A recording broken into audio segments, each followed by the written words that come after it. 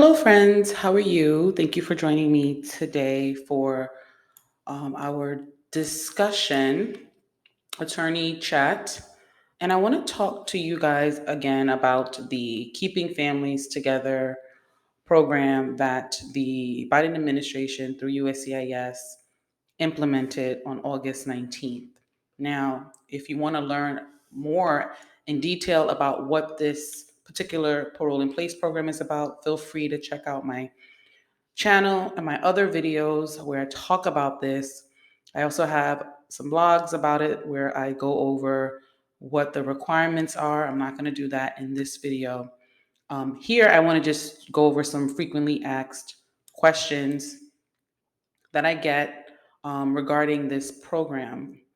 And the reason why I want to do that is because a lot of people have been asking me questions. Now, as you are aware, and if you aren't aware, on August 26th, a U.S. District Court basically administratively stayed this program and stopped USCIS from making any further approvals for any parole in place applications that they receive.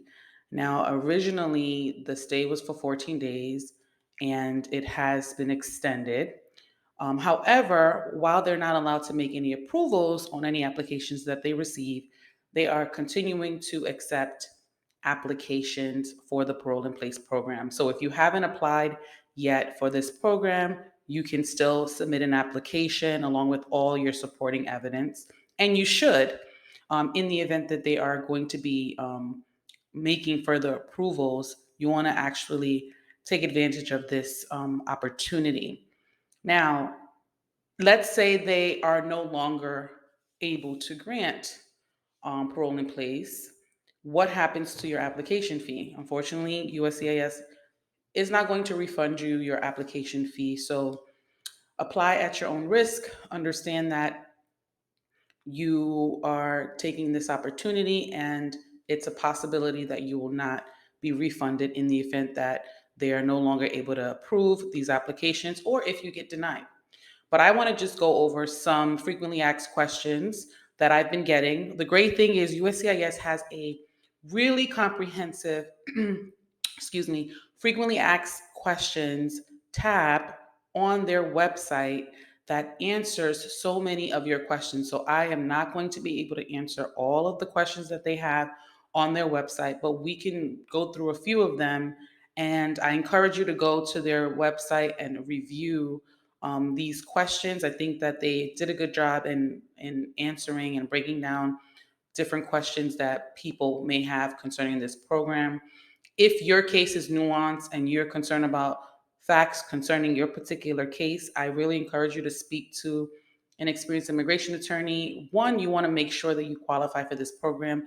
Two, there might be circumstances in your case where your attorney might say, hey, this is probably not the best opportunity for you to, work on, or you can apply for this program, but you have to also do some other things because of certain facts in your case. So either way, I encourage you to go to the USCIS.gov website and take a look at this frequently asked questions about the keeping families together.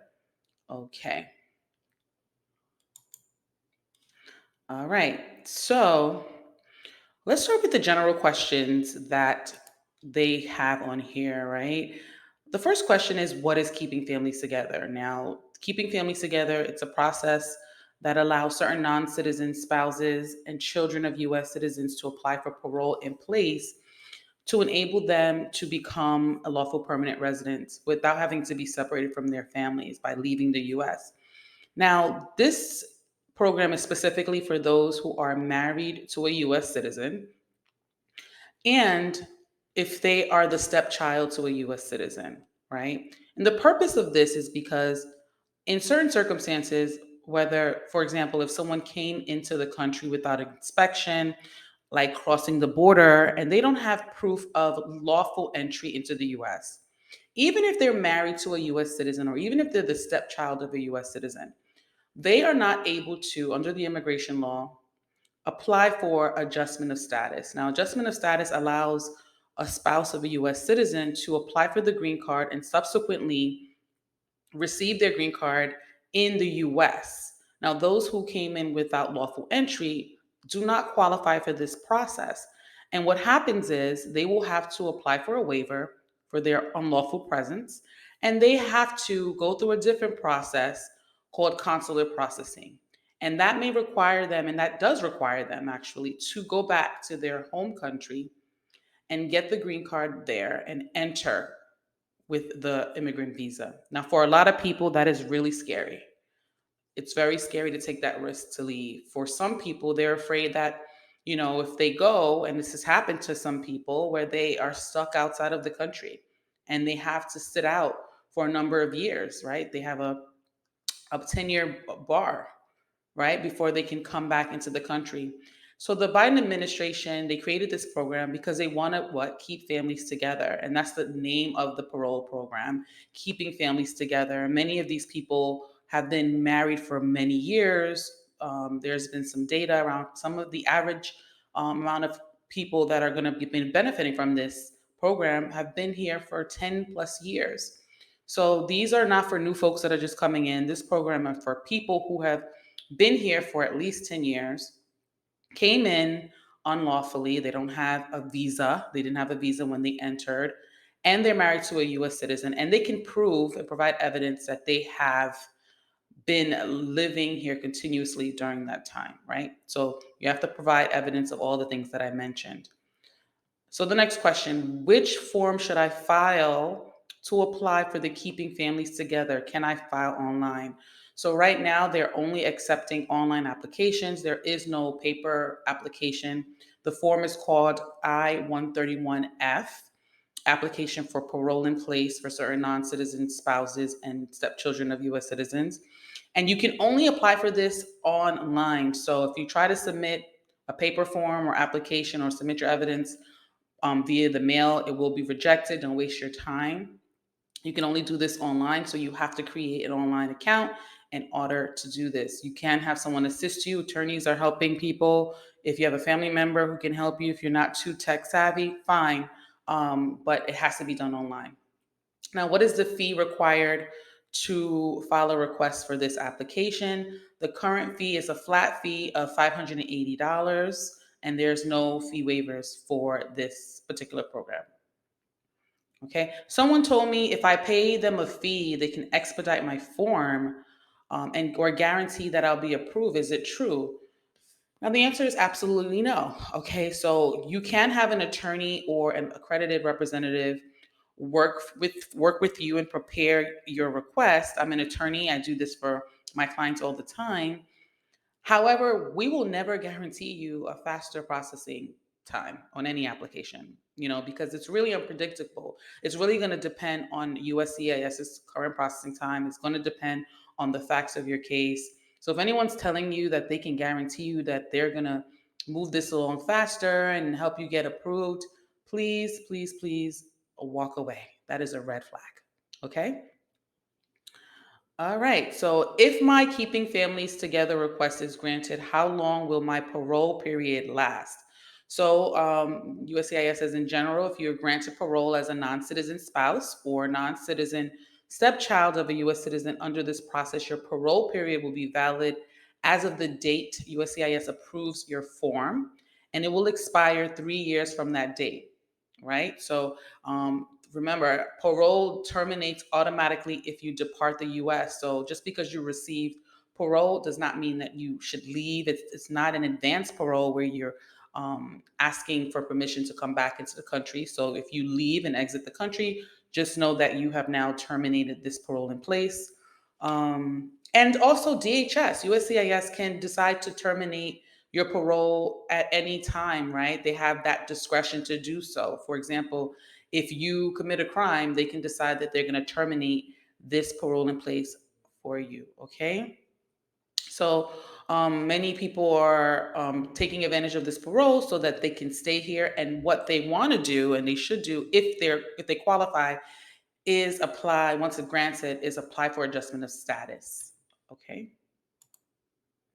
All right, we talked about the criteria. I'll go over it really quickly. You have to be present in the United States without admission. So if you came in with a visa, you don't qualify for this.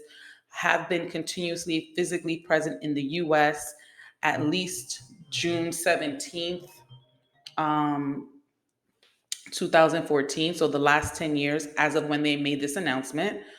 Through the filing date, you have to have a legally valid marriage to a US citizen on or before June 17th.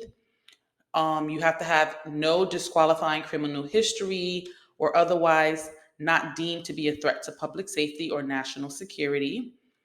And they're going to have you submit biometrics. You're going to go through a background check to make sure that you don't pose a threat to national security or public safety. Okay. And again, it's very comprehensive answers here in their FAQ section. I encourage you to take a look at it. So I'm not going to go over every single question that they have on here. Okay, let's see. I have already departed the United States from an immigrant visa interview appointment at a U.S. embassy or consulate abroad. Can I make a request for keeping families together? Again, so this process is only available to non citizens who are present in the U.S. without admission or parole. So, non citizens who already departed the United States, they may be eligible for consular processing. So, this is only for those people that are currently in the United States. Okay.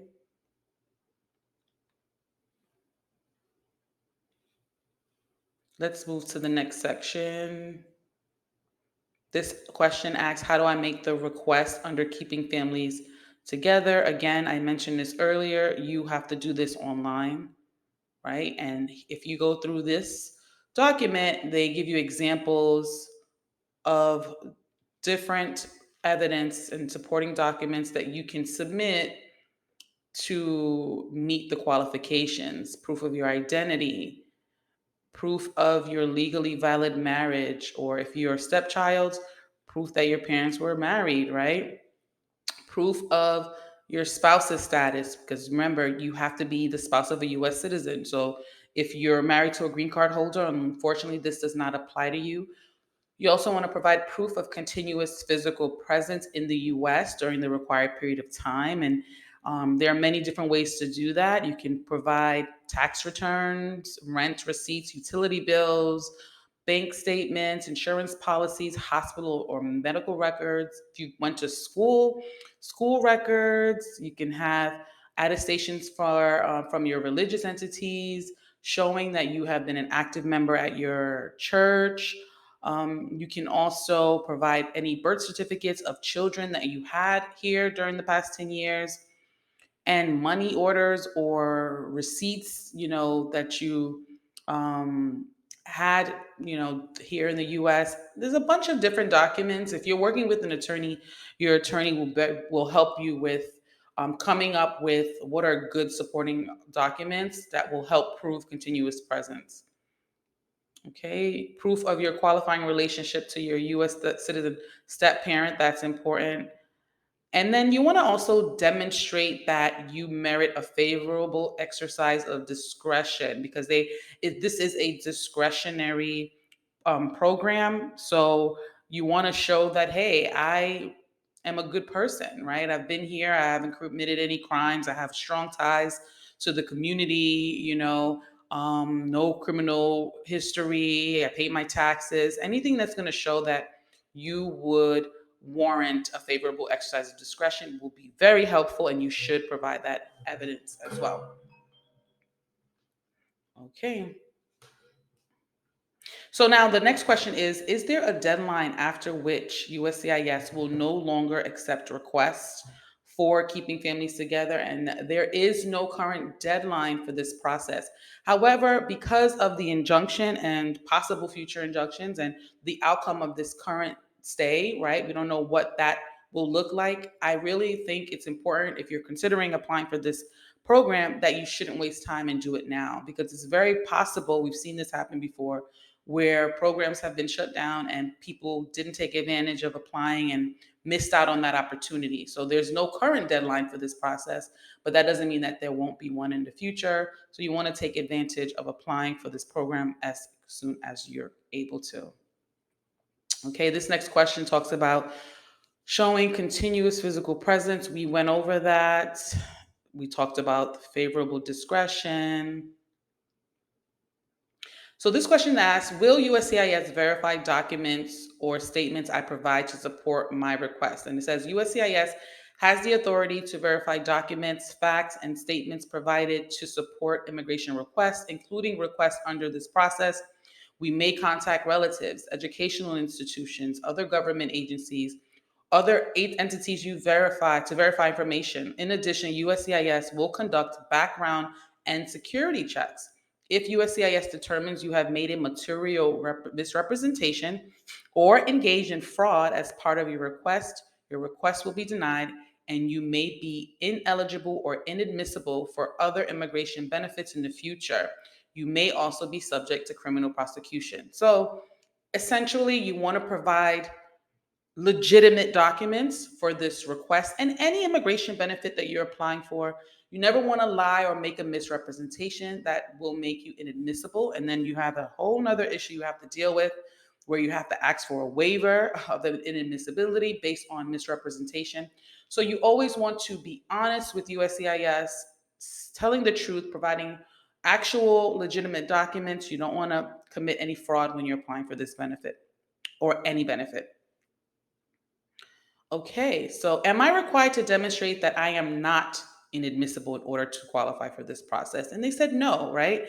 Parole is neither an admission to the United States nor a determination of admissibility. As a result, requesters do not need to demonstrate that they are not inadmissible as part of this process. However, USCIS may consider facts and circumstances that may give rise to one's inadmissibility in making a case-by-case discretionary parole determination.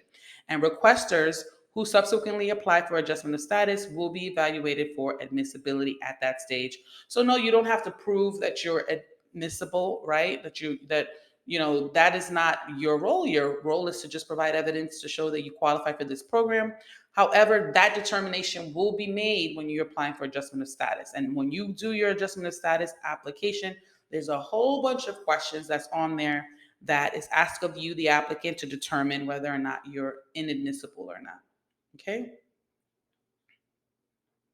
And this is the same question and same answer when it comes to the public charge ground of inadmissibility. Let's see.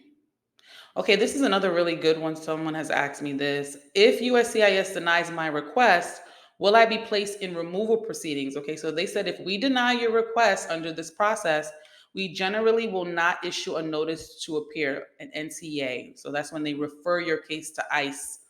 They're saying they generally will not do that, right? Solely based on the fact that they denied you for your case. So I know a lot of people are worried about that, right? Like, if I get denied, am I going to now be, facing deportation? So they say they generally don't do that.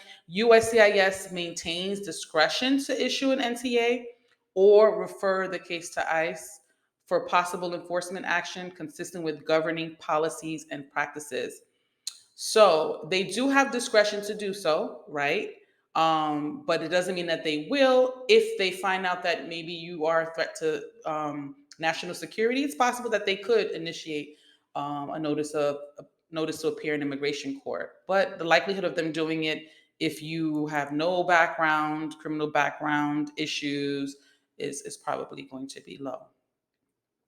Okay, here they have a bunch of questions about marriage. So, what is considered a legally valid marriage? I encourage you. Let's review it. USCIS will generally recognize a marriage as valid for the purposes of keeping families together if it's legally valid in the place where the marriage was celebrated. The parties to the marriage were legally free to marry. So, if you were married before and your divorce wasn't clear and you married again, you weren't free to marry. So you might want to look and speak to an attorney about that. And the marriage is not contrary to the public policy of the US, right? They will consider it valid. The place of celebration is generally where the ceremony took place or where the officiant of the ceremony was located and where the marriage certificate was issued. Even if a marriage is valid in the place of celebration, there are circumstances where USCIS may not recognize a marriage relationship as valid for the purposes of this process, consistent with existing case law and policies for family based immigrant visa petitions and other benefits. So let's see what examples they provide us. Examples of the types of marital relationships that USCIS generally will not recognize for the purpose of this process include, but are not limited to, civil unions, domestic partnerships, or other relationships that do not confer the same legal rights and responsibilities to the parties as a marriage recognized by civil authority. Marriages that are contrary to public policy in the United States, marriages where one or both parties to the marriage are not legally free to marry or have not given consent to marriage. Okay, I think that's pretty self explanatory there. Are common law marriages considered legally valid marriages for the purposes of keeping families together? USCIS recognizes common law marriages in adjudicating immigration benefits in certain circumstances and will similarly recognize them for purposes of keeping families together if the parties live in a jurisdiction that recognizes common law. So that's going to determine where you live. The parties meet the qualifications for common law marriage for that jurisdiction. The marriage is valid and recognized by the jurisdiction in which the marriage was established, and the marriage was established on or before June 17, 2024. So that date is very important, right? Because you have to be able to show that you were married, right, on or before this particular date. Fortunately, if you got married the day after, you're not going to qualify for this program. Okay. So if my US citizen spouse has died, am I still eligible for keeping families together? So what does USCIS say? If your US citizen spouse has died and you have not remarried, you may still be eligible for keeping families together process. However, to be eligible for immigrant visa petition approval and eligible to apply to adjust status as a widow of a US citizen, you must meet other eligibility requirements. And for that, you can look at another form that they have on here, a very comprehensive FAQ regarding that for the I-485 adjustment of status. Now, there's a bunch of questions here. Really, really encourage you to look at it. There are questions for stepchildren and how to prove eligibility as a stepchild. There's also questions regarding your continuous physical presence in the US. Let's look at this question really quickly. Do brief departures from the United States interrupt the continuous physical presence thresholds criterion? Also, if I'm granted parole, will a brief casual and innocent absence from the United States affect my eligibility for adjustment of status? Let's see what they have to say here. Okay, no, a brief casual and innocent absence from the United States will not interrupt your continuous physical presence in the United States during the required period for the purpose of keeping families together. For the purpose of this process, a brief, casual, or innocent absence means an absence from the United States that took place prior to June 17, 2024. Okay? And one, the absence was short and reasonably calculated to accomplish the purpose of the absence. The absence was not because of departure under an order of exclusion, deportation, or removal. The absence was not because of an order of voluntary departure or an administrative grant of voluntary departure before you were placed in exclusion, deportation, or removal proceedings. The purpose of the absence and your actions while outside the United States were not contrary to law, and you are not a threat to border security.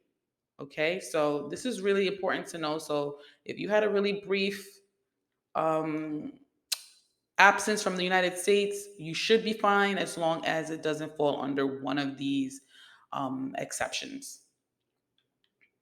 Okay, here you can talk about look at if you're in removal proceedings. A lot of people are curious to know, can they still apply for this program? And the answer is yes. I encourage you to read this. Yes, if you are otherwise eligible for parole in place under this process, including that you are present in the United States without admission or parole, USCIS will consider your request if you are currently in removal proceedings before an immigration judge. This is really good news, right? So you can go ahead and apply even if you are in removal. So there's a bunch of questions here about removal proceedings. I'm not going to go through each one, but I encourage you again to take a look at this FAQ,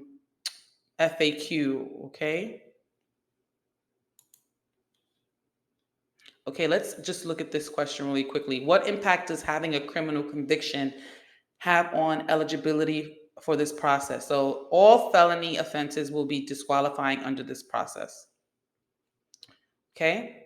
Convictions for, so if you have a felony, I would talk to an attorney, don't apply, because you could be creating bigger problem for yourself if you put yourself on notice. Talk to an attorney.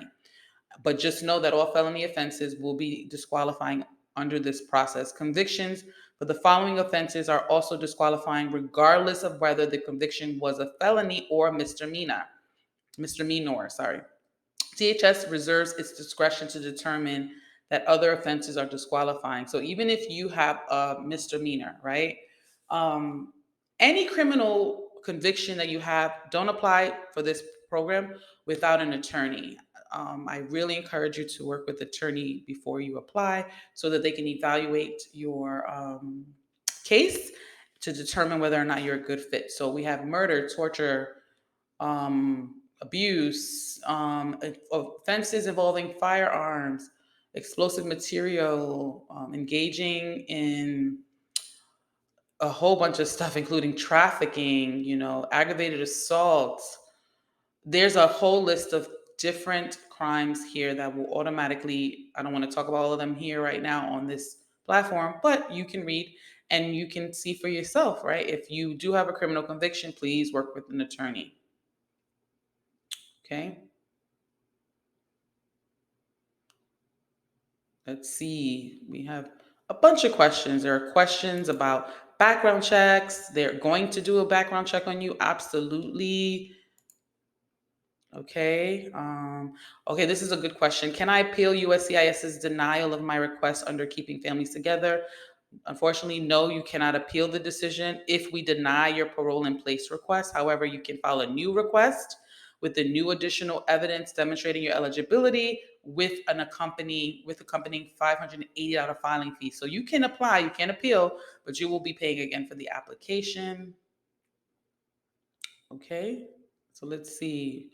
I-601A provisional unlawful presence waivers. I have a pending form I-601A application for provisional unlawful presence waiver. Can I still make a request under keeping families together? And the answer is yes. You may make a request for this process while you have a pending form I-601A. If you're granted parole in place under this process, you may be eligible to apply for adjustment of status to that of a lawful permanent resident by filing the form I-45. Okay. And you can do this in the US without first seeking the provisional waiver. Okay. So this pretty much helps a lot of people who came in without an inspection and they're applying for the provisional waiver. The form I-131F with this program really helps those people. It just helps them to be able to apply for adjustment of status, like I talked about earlier, without having to leave. Okay. That's a really, really good thing for so many people. All right. There's so many questions here about it, and I'm going to go through the employment authorization questions and then wrap it up. Okay, so if my request for keeping families together is granted, will I be eligible to request employment authorization? Yes. If USCIS approves your request for keeping families together, right, you can apply for employment authorization. That's the EAD under the form I-765.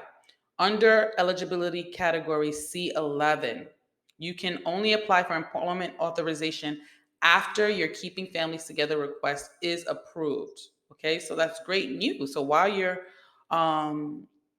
after you receive the approval, you can apply for a work permit. You can work, and you'll have that, and you'll be able to apply for adjustment of status. So you'll have a work permit. Hopefully, it gets approved quickly while you're waiting for your adjustment of status to be approved. So this is really, really great news.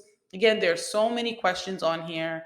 I cannot cover every single question in the video, but I encourage you guys to go to the www.uscis.gov/keeping families together/FAQ, and you can look at all of these questions.